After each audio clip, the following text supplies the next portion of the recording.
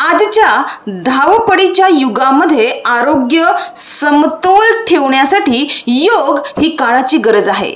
योगाची जनजागृती व्हावी म्हणून दरवर्षी प्रत्येक वर्षी 21 जून रोजी आंतरराष्ट्रीय योग दिन म्हणून साजरा करण्यात येतो।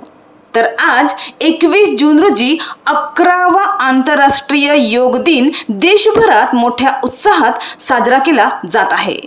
तर पालघर जिल्ह्यात देखील हा दिवस उत्साहवर्धक आनंददायी वातावरणात साजरा करण्यात आला।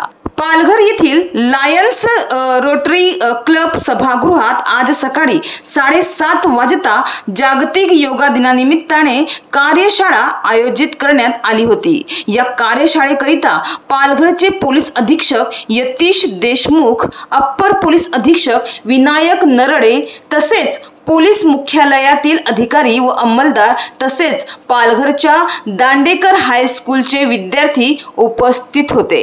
यावेळी उपस्थित पोलीस अधिकारी, पोलीस अंमलदार, नागरिक व शाळेतील विद्यार्थी यांना योगा प्रशिक्षकामार्फत योगासनाचे प्रात्यक्षिक दाखवून योगाचे प्रशिक्षण व योगाचे दैनंदिन जीवनातील महत्त्व पटवून देण्यात आले।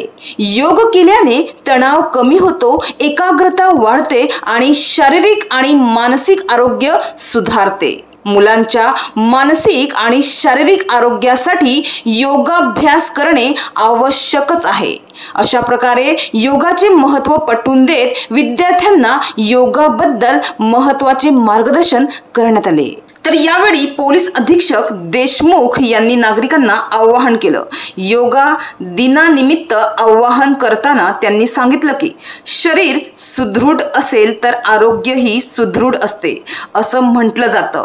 म्हणजे शरीर मजबूत असेल तर मन मजबूत राहते। म्हणून आपण प्रत्येकानेच आपल्या आरोग्यावर लक्ष दिले पाहिजे।